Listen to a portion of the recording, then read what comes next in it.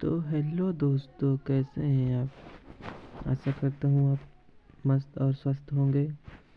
तो आज हम UP board class 12th chemistry का लास्ट चैप्टर जैव अणु पढ़ेंगे। और आप पढ़ने से पहले अपने दोस्तों को शेयर कर दीजिए ताकि आपके दोस्त भी आपके ही तरह पढ़ सकें। तो चलिए हम आज की क्लास शुरू करते हैं। यह है हमारा लास्ट चैप्टर 5वां, जिसका नाम है जैव अणु। जैव अणु उसे कहते हैं जैव रासायनिक अभिक्रियाओं में भाग लेने वाले अणु जैव अणु कहलाते हैं। दूसरा पॉइंट है, इन अणुओं की अभिक्रियाएं ही जीवन प्रक्रम के लिए उत्तरदायी होती हैं। जैव अणु की संख्या बहुत अधिक है, जैसे कार्बोहाइड्रेट, प्रोटीन, विटामिन, एंजाइम आदि। तो अब हम शुरू करते हैं कार्बोहाइड्रेट से। तो कार्बोहाइड्रेट सामान्यतः कार्बन के हाइड्रेट होते हैं, जिसका समान सूत्र CxH2O होता है, जैसे C6H12O6। इसको हम C6H2O का होल ट्वाइस 6 लिख सकते हैं। इसको ग्लूकोज या फ्रक्टोज कहते हैं। और सुक्रोज को देखिए C12H22O11। इसको हम C12H2O को होल ट्वाइस 11 लिख सकते हैं। अब हम स्टार्च का रासायनिक सूत्र देखते हैं। इसका होता है C6H10O5 होल ट्वाइस N। तो हम इसमें देखते हैं C6H2O का होल ट्वाइस 5 कोष्ठक में N, ये होता है स्टार्च का। और हम इसकी नवीन परिभाषा देखते हैं तो वे सभी कार्बनिक यौगिक जो जल अपघटित होकर पॉलीहाइड्रॉक्स एल्डिहाइड या कीटोन देते हैं कार्बोहाइड्रेट कहलाते हैं। ये C, H तथा O से मिलकर बने होते हैं। जैसे ये आप संरचना देख ही सकते हैं। ये है ग्लूकोज की, जो कि कार्बोहाइड्रेट, और इसके बारे में हम देखते हैं। ये बहुत बहुलक अणु होते हैं। कार्बोहाइड्रेट मुख्यतः पौधे द्वारा उत्पन्न किए जाते हैं। हम अब अगली हेडिंग देखते हैं, कार्बोहाइड्रेट का वर्गीकरण। इसको मुख्यतः 2 आधारों पर बांटा गया है। पहला है जल अपघटन के आधार पर, दूसरा है स्वाद के आधार पर। जल अपघटन के आधार पर है मोनोसैकराइड जैसे ग्लूकोज, फ्रक्टोज, और स्वाद के आधार पर है शर्करा और अशर्करा। तो हम देखते हैं इसमें जल अपघटन में पॉलीसैकराइड भी है। तो हम पहले देखते हैं मोनोसैकराइड। ऐसे कार्बोहाइड्रेट जो जल अपघटन पर और सरल कार्बोहाइड्रेट में नहीं टूटते हैं मोनोसैकराइड कहलाते हैं, जैसे कि हो गया ग्लूकोज, फ्रक्टोज आदि।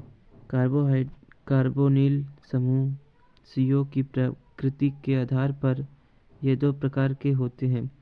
पहले एल्डोज, दूसरा कीटोन। एल्डोज उसे कहते हैं वे कार्बोहाइड्रेट जिनमें CHO समूह होते हैं, एल्डोज कहलाते हैं, जैसे ग्लूकोज। और कीटोन देखते हैं वे कार्बोहाइड्रेट जिनमें कीटोन समूह CO होता है, कीटोन कहलाते हैं, जैसे फ्रक्टोज। और अब हम अगले में देखते हैं ग्लूकोज की संरचना देखते हैं। ये हो गया इसका अणु सूत्र C6H12O6। आप इसको बड़े ही ध्यान पूर्वक देखिए क्योंकि ये हर पेपर में आता है।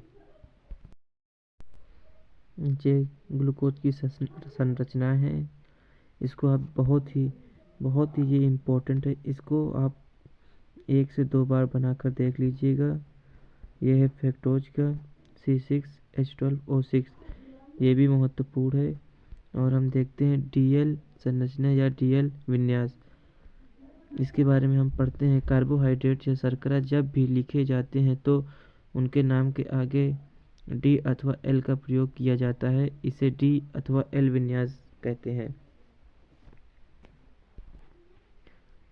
ग्लिसरॉल एल्डिहाइड सरलतम मोनोसेक्रेट है।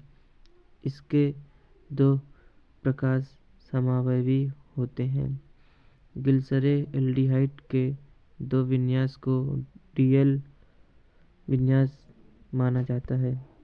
ये देखिए डी विन्यास है, ये एल विन्यास।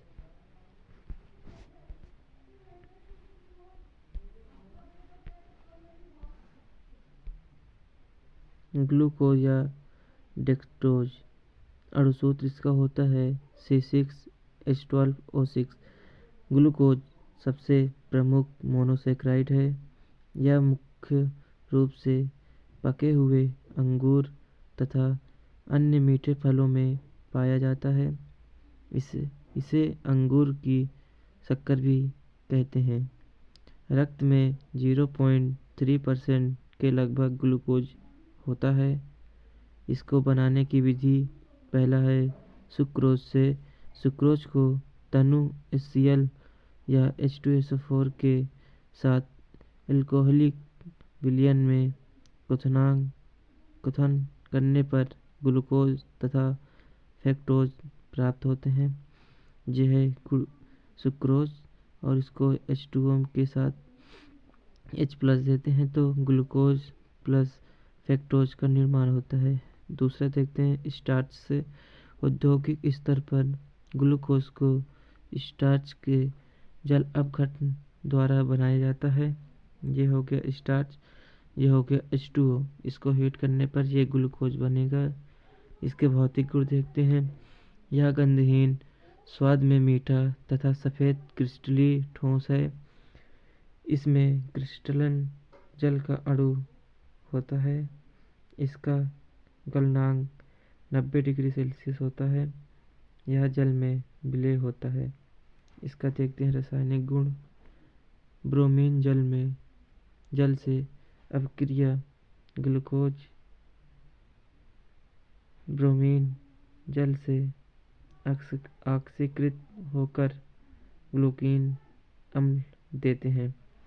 ये हो गया ग्लूकोज। और इसका जल में अपघटन करने पर ये ग्लूकीन अम्ल देते हैं। अब देखते हैं HCN से अभिक्रिया साइनोहाइड्रिन बनता है। ये हो गया ग्लूकोज। इसकी अभिक्रिया हम HCN से करते हैं तो ग्लूकोज साइनोहाइड्रिन बनता है। अब तीसरा नंबर देखते हैं ऑक्सीकरण। ग्लूकोज नाइट्रिल अम्ल की उपस्थिति में ऑक्सीकरण द्वारा सेक्रिन अम्ल देते हैं। ये देख लीजिए आप अभिक्रिया, बहुत ही महत्वपूर्ण अभिक्रिया है। आप इसका स्क्रीनशॉट भी ले सकते हैं। अब हम देखते हैं चौथा नंबर हाइड्रॉक्सिल एमीन से अभिक्रिया। ग्लूकोज NH2OH के साथ अभिक्रिया करके ग्लूकोज ऑक्सीन बनाता है। ये देख लीजिए आप अभिक्रिया, इसकी स्क्रीनशॉट भी ले सकते हैं। और पांचवा देखते हैं फेलिंग विलयन का टैलेन अभिकर्मक के साथ ग्लूकोज ग्लूकीन अम्ल बनाता है। ये आप अभिक्रिया की स्क्रीनशॉट लेकर। तो आज की क्लास हम यहीं तक रखते हैं। इसकी आगे की क्लास आपको कल मिल जाएगी। Thank you.